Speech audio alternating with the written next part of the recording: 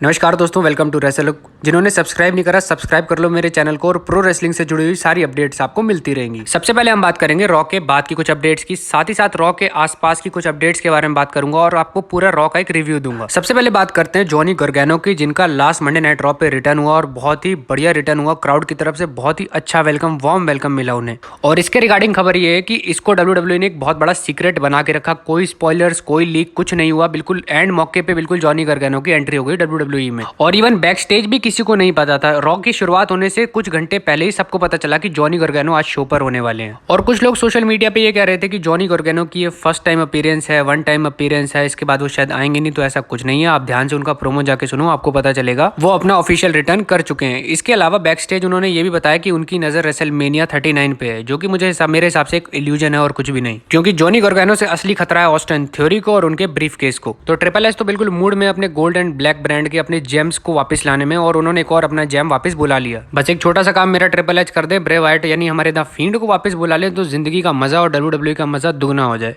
अब बात करते हैं एच के बारे में। लास्ट मंडे नाइट रॉ पे उनका मैच था डेमियन प्रीस्ट के साथ। आपको पता है रॉ थी कनाडा टोरंटो से, और टोरंटो है एच का होम टाउन, जहां पे वो मैच को जीत भी गए थे, जिसके बाद जजमेंट डे ने उन पे अटैक कर दिया था। बाद में बेथ फीनिक्स ने उन्हें बचा लिया था, जिसके बाद रॉ चली गई ऑफ एयर, और उसके बाद एज ने कट किया एक प्रोमो। और प्रोमो की जो हाईलाइट थी वो था टोरंटो का क्राउड, टोरंटो पूरी सिटी। इसके अलावा उन्होंने बताया कि कैसे वो इंजर्ड हुए, कैसे वो 9 साल के रिटायरमेंट में थे, उसके बाद कैसे वो वापस आए, कैसे उन्होंने मेहनत करी। और जो मेन बात उन्होंने कही वो थी कि 2023 में अगस्त के महीने तक वो रिटायर होना चाहेंगे और टोरंटो कनाडा में ही रिटायर होना चाहेंगे। तो एक बहुत बड़ी अनाउंसमेंट यहाँ पे एज ने कर दी रॉ के ऑफ एयर जाने के बाद, यानी उनके पास अब 1 साल बचा है। और फिलहाल एज की एज है 49 और अगले साल अगस्त तक वो हो जाएंगे 50 ईयर्स ओल्ड। तो एक अच्छी एज में एज रिटायर हो जाएंगे। तो देखते हैं उनके इस 1 साल के एरा में कौन कौन से अपोनेंट उन्हें चैलेंज करते हैं, किनके साथ उनका मैच होता है। और अगर मैं रेसलमेनिया 39 की बात करूं तो मुझे ज्यादातर चांसेस यही लग रहे हैं कि ब्रॉक लेसनर ही उन्हें चैलेंज करेंगे। अब बात करते हैं डेक्स्टर लूमिस के बारे में, वही जिन्होंने मिस को किडनैप कर लिया और आज वो NXT के शो पर आए थे। तो NXT के शो पर इंडी हार्वेल एक सैड सा प्रोमो कट कर रही होती है, तभी एंट्री होती है डेक्स्टर लूमिस की। मैं आपको इन दोनों का थोड़ा बैकग्राउंड बता देता हूँ। तो डेक्स्टर लूमिस के फायर्ड होने से पहले या रिलीज होने से पहले एंडी हार्वेल के साथ उनकी एक रोमांटिक टाइप की स्टोरी लाइन चल रही थी,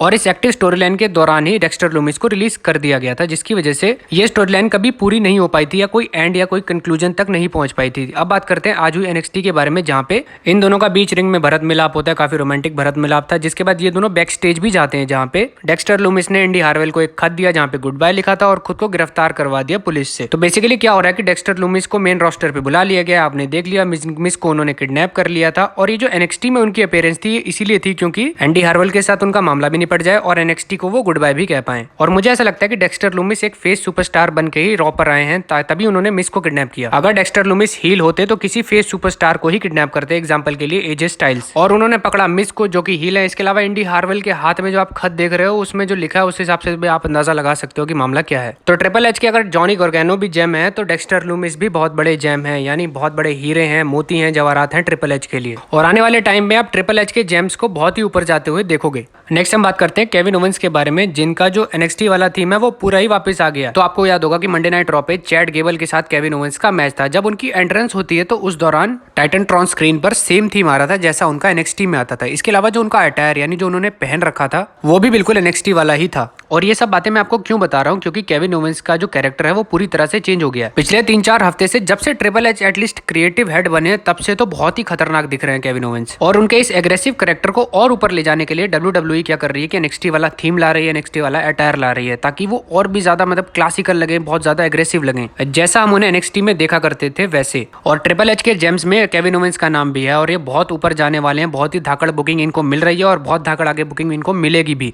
ये तो बात होगी रॉ के बारे में। अब बात करते हैं न्यूज़ के बारे में, अपडेट्स के बारे में। तो अपडेट की शुरुआत करते हैं सबसे पहले बिगी की इंजरी स्टेटस से, और इसी के बारे में बिगी ने बताया फिलहाल के लिए जो मेरा इशू है वो है C1 बोन। ये C1 बोन पूरी तरह से बन नहीं पा रही है या ठीक नहीं हो पा रही है, अदरवाइज मैं काफी हद तक ठीक महसूस कर रहा हूँ और काफी अच्छे से मैं ठीक भी हो रहा हूँ। और मैं कोई डॉक्टर या एक्सपर्ट तो हूँ नहीं जो मैं बिल्कुल उसको डीप बता सकता हूँ, लेकिन मैं इतना जरूर बता सकता हूँ कि मैं नॉर्मल लाइफ के सारे काम कर सकता हूँ, मुझे ब्रेस की भी जरूरत नहीं है और सर्जरी की तो कोई जरूरत नहीं है। और बिगी ने ये भी बताया कि मैं क्लियर हूँ नॉर्मल लाइफ जीने के लिए, बिल्कुल क्लियर हूँ, लेकिन मैं इसके लिए क्लियर नहीं हूँ कि मैं स्पेयर्स लगा सकूं, मैं सुसाइड डाइव्स लगा सकूं या मैं फिजिकल हो पाऊं। बेसिकली वो रेसलिंग के बारे में ही बात कर रहे थे। तो बिगी को सर्जरी की कोई जरूरत नहीं है, वो नॉर्मल सारे काम कर सकते हैं, उनको ब्रेस की भी कोई जरूरत नहीं है। लेकिन मैं जब से बिगी की इंजरी को फॉलो कर रहा हूं तब से मैं भी ये चीज नोटिस कर पा रहा हूं कि C1 बोन उनकी ठीक नहीं हो रही है। जब उनको इंजरी हुई थी तब उनको C1 C2 मेरे ख्याल C3 में भी प्रॉब्लम थी। अब मैं यानी पुलकित अरोरा डॉक्टर तो हूं नहीं, एक्सपर्ट तो हूं नहीं, लेकिन मैं जब से इस चीज को फॉलो कर रहा हूँ, इस इंजरी को फॉलो कर रहा हूँ, तब से मुझे पता है कि बिगी का मामला बहुत ही सीरियस मामला है। और हम होप करते हैं, प्रे करते हैं कि बिगी जल्दी से ठीक हो जाए। और मैं तो चाहता हूँ उनको देखना WWE चैंपियन। अब बात करते हैं ट्रिपल एच के बारे में, साथ ही साथ बात करते हैं उनके राज में पार्ट टाइमर्स का क्या यूज होगा। तो एक पॉडकास्ट के दौरान रिक फ्लेयर ने बात करी पार्ट टाइमर्स के बारे में, साथ ही साथ उनके हिसाब से क्या होगा पार्ट टाइमर्स का यूज आगे ट्रिपल एच के राज में। तो रिक फ्लेयर ने कहा कि मुझे नहीं लगता कि ट्रिपल एच को कोई इंटरेस्ट है, कोई क्रेज है पार्ट टाइमर्स में, और स्पेशली ऐसे पार्ट टाइमर्स जो छोटी पिक्चर में होते हैं और छोटे रोल में होते हैं। और ये सब चीजें मैं गेस कर रहा हूँ। और मैं ये भी जानता हूँ कि ट्रिपल एच ऐसे बंदों के साथ काम करेगा जो फुल टाइम डेट्स में आ सके और फुल टाइम के चैंपियन हो।